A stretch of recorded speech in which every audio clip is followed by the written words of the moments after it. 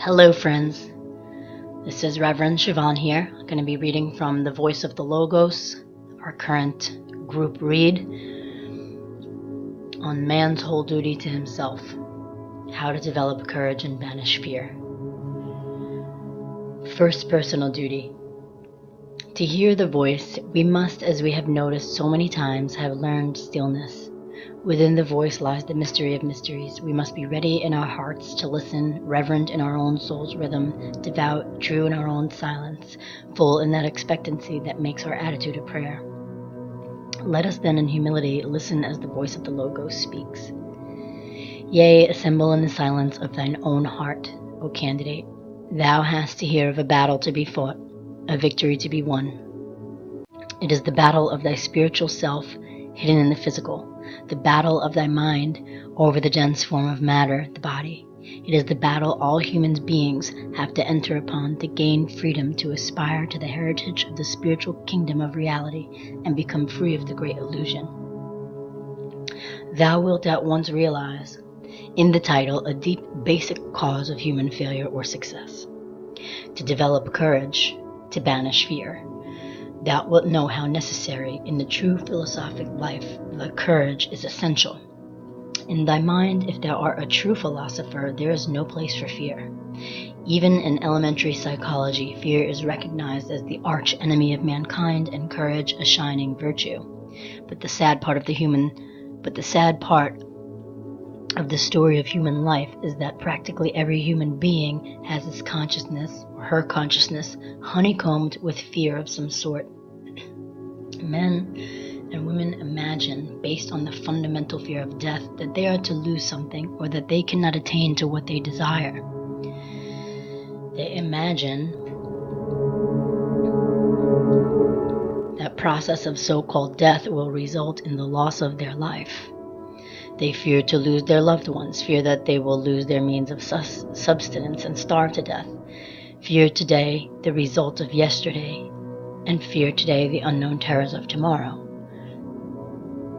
With Job they say, the thing that I most feared has come upon me, not realizing that by the law of reverse effort, the thing imagined in fear is thus created into materialization.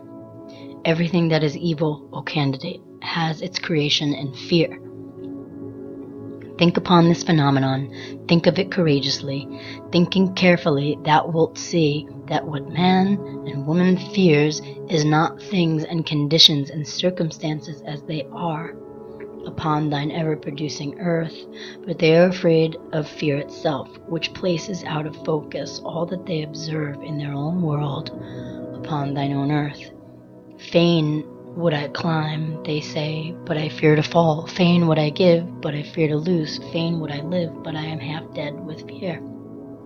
Fain would I rise on the wings of my own faith to wisdom and success, but already I feel the dagger of fear assassinating my soul.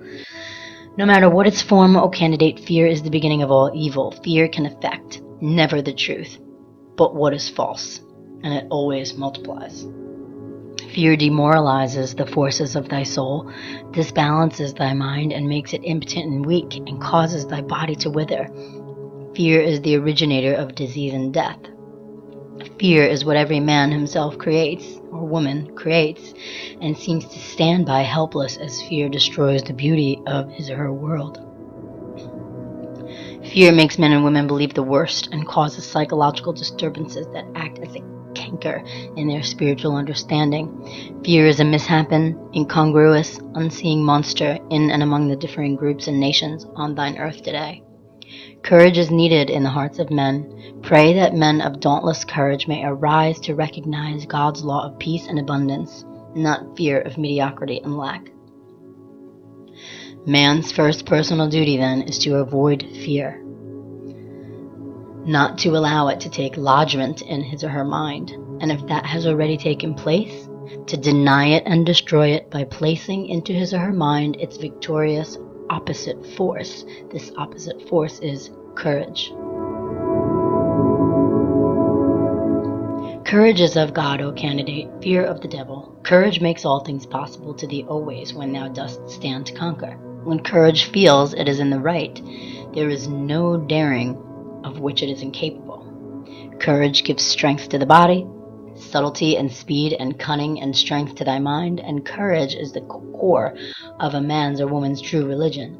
Courage enables thee to look danger in the face, unawed and undismayed, and though thou mayst lose friends and fortune, ease and liberty, thine own good name, thou wilt remain at peace because thou art in the right. All human beings bow in respect before such expression of divine strength in others. Moral courage that faces opprobrium in the cause of truth is divine. Courage when thou art in the right may lead thee to the crucifixion, but always there follows thy holy resurrection. And the glory of life's law is that as man or woman himself creates fear, is her enemy, he or she may, if she or he will, develop courage, which is inherent in all phases and expression of wisdom. There is true knowledge. Learn thou it is this: to see one changeless life in all the lives, and in the separate one inseparable. There is imperfect knowledge, that which sees the separate existences apart, and being separated holds them real.